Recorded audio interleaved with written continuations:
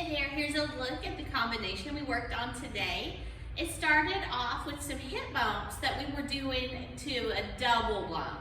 So rather than just single from right to left, we were 1, 2, 3, 4, 5, 6, 7, 8.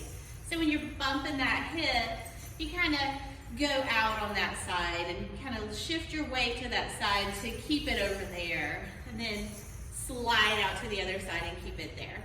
Now, we were actually using that double bump to get us to turn from being straight towards our audience to just a little bit angled with our right hip out. So when I step out on my right and then back on my left, I'm just shifting my feet ever so slightly so that I end up at more of an angle. And that angle is going to be for our hip drop with our right hip. So I ended up with my weight back on my left with that double bump that took me to the left side and kind of the back away from the audience. My right hip is out. It's ready to do the drop. Now remember, to keep it on that lower level, you can just simply drop 4 times. But if you're able to, you can release that foot every other time.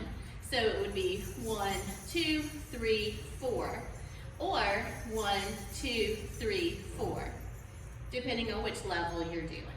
And then our 5, 6, 7, 8 is going to be our steps with our feet to change to the other side. So 5 takes that foot that was just out in front, back around behind.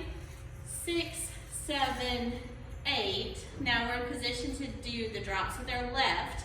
And we'll do it the same way over there. You'll do whichever level you were doing on your right hip. 1, 2, 3, 4. But now this time, instead of switching all the way back, we're just going to use 5, 6, 7, 8 to get straight forward. So our 8 just kind of has us in position with our weight off of our right, but we're still just straight forward rather than being turned to the side. Now our next steps are that we're going to do Maya starting on that right hip that has no weight on it.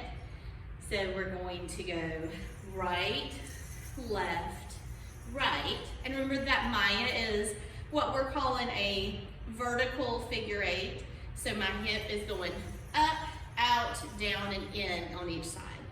But since I went right, left, right, kind of ended up a little bit more to the right hand side, I'm going to roll up to the chest and raise my arms after that third Maya.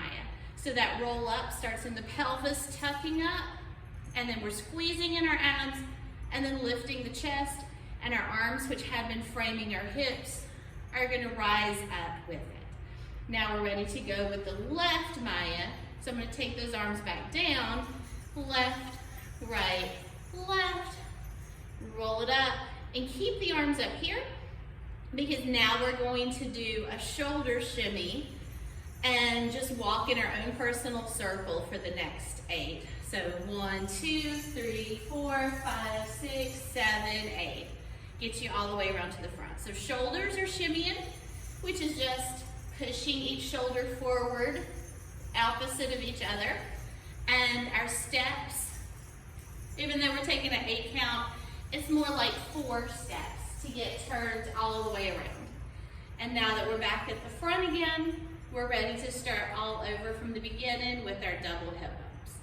So we had double hip bumps, hip drops on both sides, Mayas with a roll up on both sides, and then a little personal circle shimmy walk to get ourselves situated back around to start the whole process over again. So let's see what that looks like to some music.